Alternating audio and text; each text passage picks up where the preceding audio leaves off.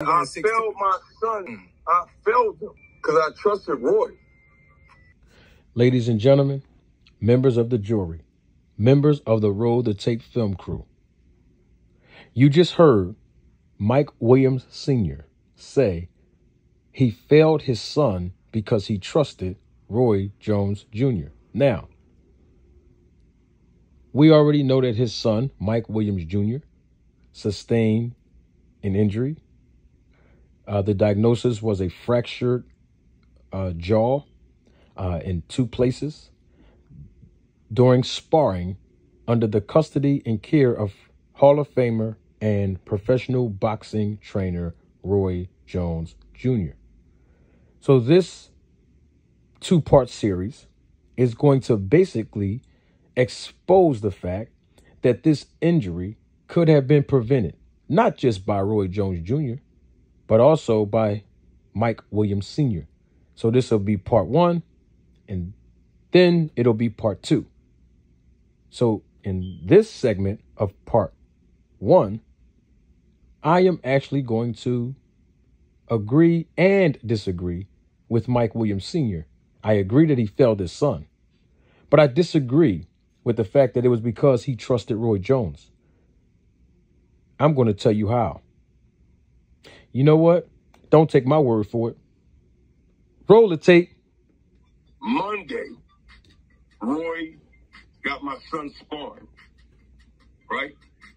After they do like 10 rounds or some shit, whatever they was doing. Mike Jr. hits me up. Hey, Dad, hey, Roy acting funny. Now, Mike told me Roy was acting funny before this. I shut my son out. I said, man, chill out. I said, him and his wife, they probably down there, they hard on you. I said, nigga, you about to fight AB. That's the only reason why they being hard on you. Mike Jr. said, nah, it's different down here. The way they acting towards me is just different. So that was before. Now we moving to Monday. Junior tell me again after the sparring. I blew him off again, like, man, I ain't trying to hear that. Boom. I get the call from Roy. Roy called me with some old weak-ass shit. I was like, bro, what's up? For you to call me like this, what's going on? Okay, shout out to Mark Nash, because this was an interview he hosted and conducted on his podcast with Mike Sr. Now, Mike Sr., the dad, just said, and y'all heard him, before Monday, he received a phone call from his son, Mike Jr., who was in Florida with Roy Jones. And I believe the dad, Mike Sr., was probably in North Carolina, right? So they're in 2 different states. But the son calls his dad and expresses himself to his dad, made pleas to his dad, needed reassurance and comfort from his dad, needed some form of protection, whether it be emotional protection, psychological protection, physical protection, whatever it was, that young 23-year-old man was reaching out to his dad to get it. But the dad rejected him. Right? Now, another day goes by. Now we on Monday, according to Mike Sr., the dad. After sparring, Mike Jr., the son, calls his dad again. Dad, I'm feeling some type of way. They acting funny again. They're mistreating me down here. He's reaching out to his dad, offering his pleas again, expressing his emotional state. And guess what his dad does in response? Mike Sr., by his own admission, rejects his son for the second time. Mike Sr. says he blew him off again. Right? And then either said it out of his mouth or said it within his thought process psychologically. He says, man, I ain't trying to hear that. That was the attitude that Mike Sr. had towards whatever his son was reaching out to tell him about how he felt. So there's the 2 mistakes right there. And mistake number 3 is right after Mike Sr. got those numerous calls from his son on different days about how he was feeling, he never called Roy Jones Jr. first. Instead, Roy Jones Jr. called him first. And let's hear what Roy Jones Jr. said after Roy Jones, the trainer, made contact with Mike Sr., the dad. He said, hey, we got to pull Mike from the fight. I said, for what? He said, I'm not liking the way Mike Jr. looks with his defense. He's getting hit with unnecessary shots in sparring, right? So now listen very carefully. I said, all right, well, how is he looking on offense? Roy said, oh, he looks sharp. He looks good. So I'm confused at this motherfucking point, Mark. I'm like, how the fuck is he sharp on offense and fucking you want to pull him for his defense? So I said, hold on, man, let me talk to Mike. Let me see what's going on. I call Mike Jr. back. I tell Mike what Roy said. Mike said, Dad, I'm trying to tell you, he down here acting different. Mike said I did like 10 rounds. Out of the 10 rounds, I must have got hit with maybe 3 or 4 good shots. He was like, Dad, it's sparring. I'm going to get hit. I was like, fair enough. I said, well, Roy did say you look good on your offense. You look sharp. He's like, yeah, I'm good. I'm ready to fight AP. So I said, let's go to sleep. Don't worry about that shit Roy talking about, right? So now Roy Jones, who initiated the call in the first place, tells Mike's senior dad, he says, Dad, listen, we got to pull your son out of this fight because I don't like him taking the punishment he's taking in these sparring sessions. He is lacking a lot of defense. The dad says, well, how's offense look? Well, his offense looked pretty good, Roy says. Roy said, look, I confirm it. His offense looked good, but I'm looking at his defense. He's going to be in the ring with a multi-divisional world champion. His defense is not looking good. So you know what the dad says. He said, well, hold on. Let me call my son. He gets Mike Jr. on the phone. And Mike Jr. basically confirms that his offense does look good. But here's the thing that Mike Jr. did not do. He did not confirm that he was taking a lot of punishment in them sparring sessions. Instead, what Mike Jr. tells his dad was, I must have got hit with 3 or 4 big shots out of 10 rounds. Everything is good. It's sparring, Dad. Everything is good. So the dad says, fair enough. Let's go to sleep. Don't even worry about what Roy is talking about. Don't even worry about it. Everything is going to be okay. So it looked like all parties, Roy Jones, Mike Jr., and Mike Sr., all parties involved were okay with moving forward with the training camp. Tuesday morning, afternoon, Roy gets up, goes to Mike's room Tuesday, and tries to talk Mike out of fucking taking the fight. Roy's still on the bullshit. Mike Jr. tells Roy, he laughs at him like, Coach, nah, I'm fighting, Coach. I'm good. At that motherfucking point, Roy goes, all right, we about to go spar again in a couple of hours when you come to the gym. They go to the gym, lace him up. Him and the little young boy, they bang it out, nigga. Mike get hit. We don't even know that his jaw's broken. He finished his sparring. They bang out. They finish his sparring. It's over. We didn't even know that the fucking shit, his jaw was broken until later on. So after the sparring, it must have been heated in there because Roy asked Mike, hey, you straight? Mike told Roy, no. So Roy like, all right, whatever. They didn't speak to each other. Mike goes back to his fucking room. He calls me. Now, here's something interesting. Roy allegedly coerces Mike Jr. to pull out the fight. Mike Jr., the son, rejects that offer. And so Roy says, I'm going to encourage you to another sparring session. And guess what happens? Mike Jr., the son, agrees. But here's where things go left. It goes left because Mike Jr. never spoke to his dad before the sparring. You see how he called his dad them other times?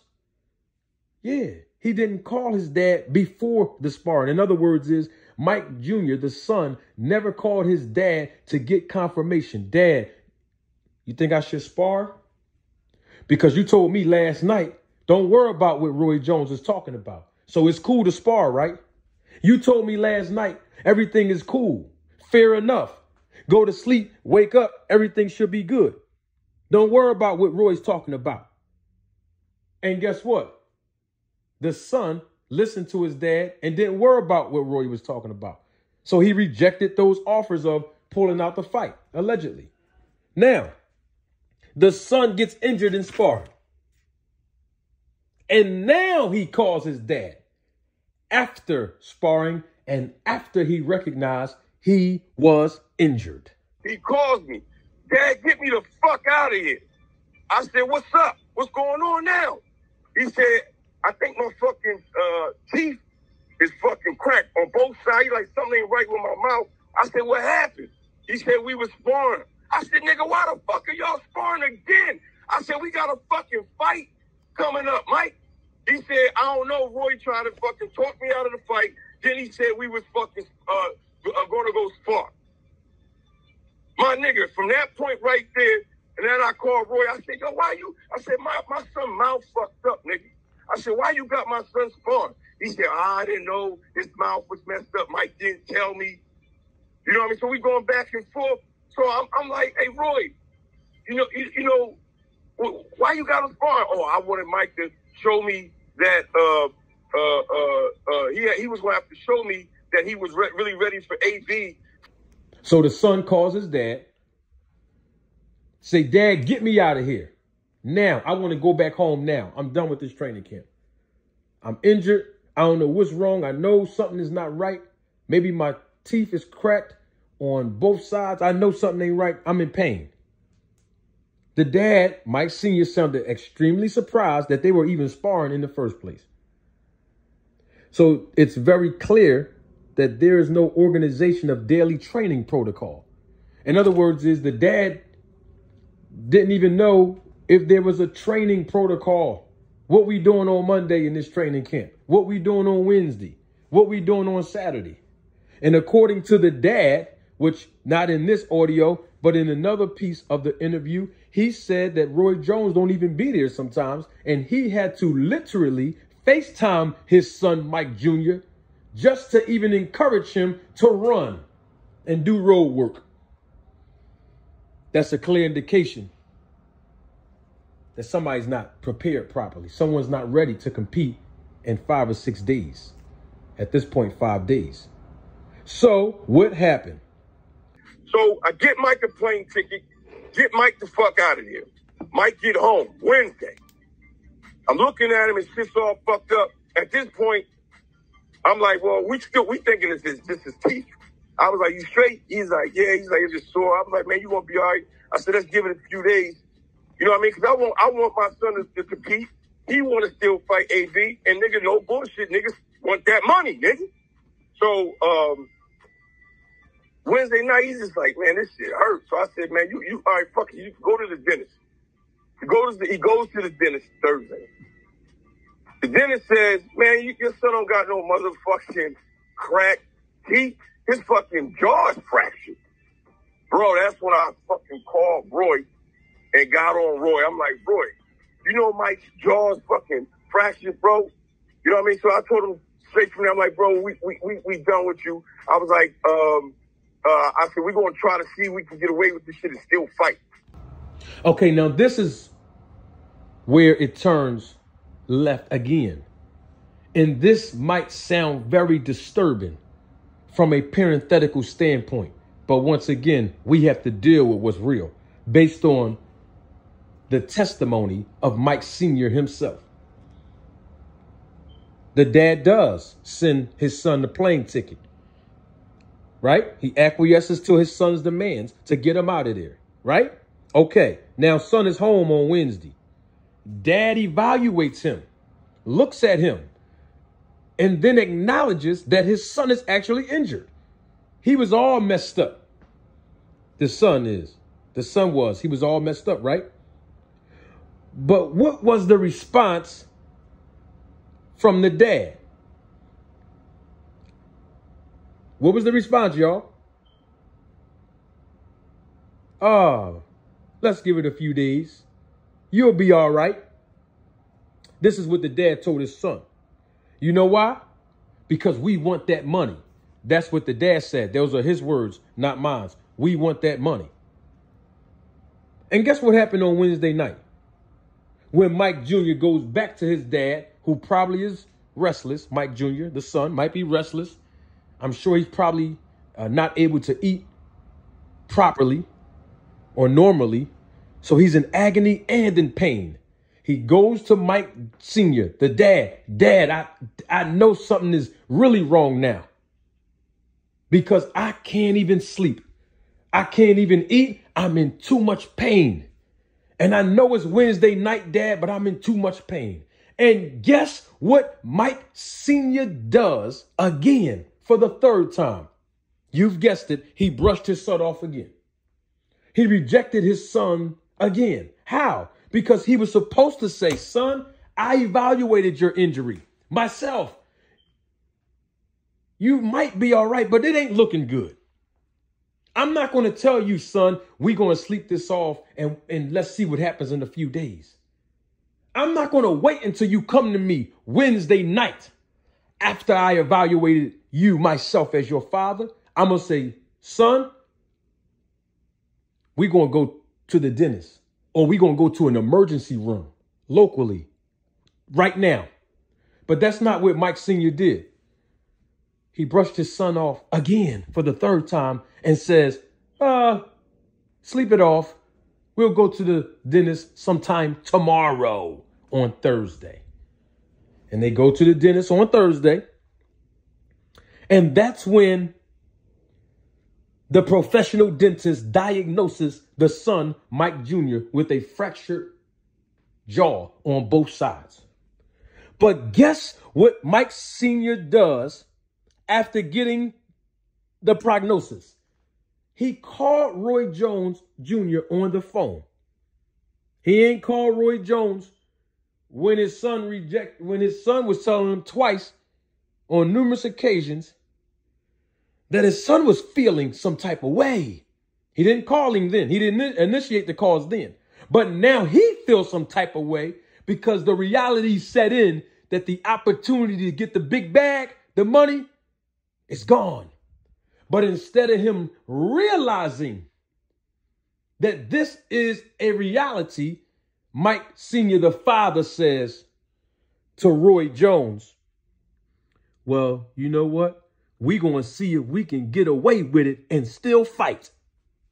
This is after he evaluated his son. This is after receiving the prognosis from the professional dentist that his son has a fractured jaw. He's still in denial by saying, we're going to see if we can get away with it and still fight. In other words, putting his son in harm's way. Even if a commission will approve the fight, he still was willing to have his son go into a ring with a fractured jaw on both sides and compete.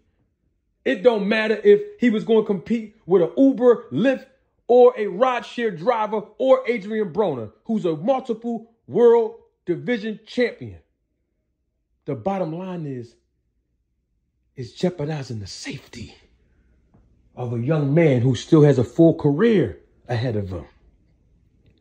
So the moral of the story is, before Mike Sr. or anybody else go on YouTube to expose Roy Jones, we got to call a spade and deal with what's real. And deal with part A before we go to part B. And part A is that Mike Sr. was correct when he said he failed his son. But it wasn't because he trusted Roy Jones. It was because he rejected the pleas and the cries of his son for multiple days while his son was in Florida. And then he rejected his son after the injury by allowing his son to go at minimum 36 hours. At minimum 36 hours. And deal with the agony and pain of having a fractured jaw by allowing him to wait again until the next day. And so we're going to deal with part B, which is part 2 of this series, which is Roy Jones and how he was wrong and how he could have prevented this injury. Oh, we're going to deal with that next. But we got to start at part A before we go to part B. I'm Manager Marty. Stay tuned for part B.